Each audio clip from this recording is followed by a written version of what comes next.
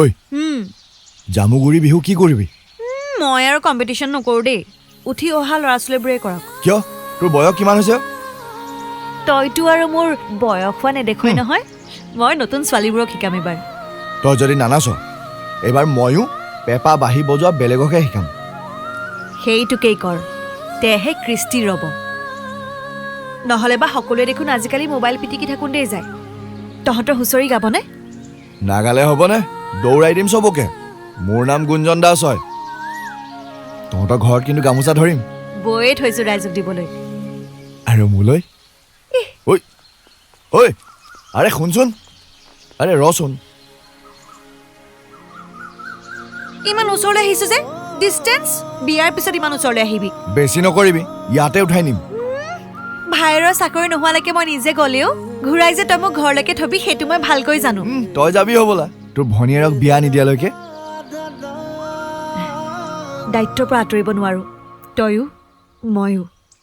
তোৰ দায়িত্ব তোৰ ভায়েৰৰ আৰু মোৰ দায়িত্ব ভণ্টিৰ। ডিগ্ৰীটো পাছ কৰাৰ পাছত তাই যদি আৰু পঢ়োঁ বুলি কয়, পঢ়াব লাগিব তাইক মই। আমাৰ ইও বোলে কলেজ নে কেম্পাছত কিবা ইণ্টাৰভিউ দি চাকৰি এটা পাই থৈছে। নাজানো আৰু, মইতো তাক চৰকাৰী চাকৰি কৰিবলৈহে দিছোঁ। কেম্পাছ ইণ্টাৰভিউ বুলি কয় ইঞ্জিনিয়াৰিং পঢ়িলে ফাইনেলটো শেষ নোহোৱাৰ আগতেই চাকৰি পাই যায়। এই আমাৰ দিনততো এইবোৰ নাছিল। এনেই তই কিমানলৈকে পঢ়িছিলি? LP fail. অ' তই হাঁহিছ? হা হা, এদিন এই অলগৰ্ধই বহুত ডাঙৰ কাম কৰি দেখাব চাবি। সেইটোতো কৰিবিয়ে। জানমণিক কইনা সজাই নিবি।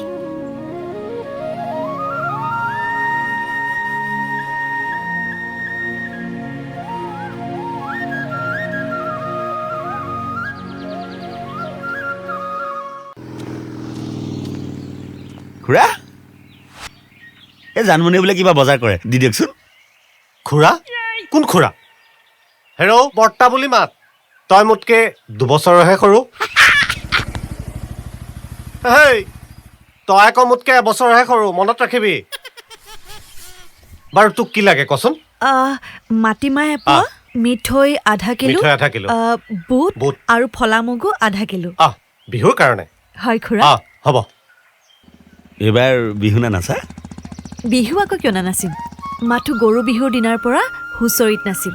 কম্পিটিশ্যন নকৰোঁ, এই সৰু সৰু ছোৱালীবোৰে কম্পিটিশ্যন কৰক। মই অৰ্জুন তলত ঢোল এটা বনাইছোঁ, 1 নম্বৰৰ ঢোল।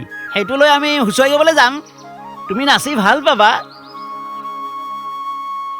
এই হ'ব হ'ব, তাই পাছতো নাচি থাকিব। গুচ ইয়াৰ পৰা, মিছাই কেপকেপাই থাকে এডালে। অ' জানমণি, জানমণি, তোক বেলেগ এটা কথাহে ক'ব বিচাৰিছোঁ। কওকচোন। আমাৰ হাইস্কুলত নতুনকৈ মাষ্টৰ এজনে জইন কৰিছে। তেখেতক ভাড়া ঘৰ এটা লাগে। এটা ৰুম হ'লেও হয়। তহঁতৰ দেউতাৰ ৰুমটো ভাড়া দিবি নেকি?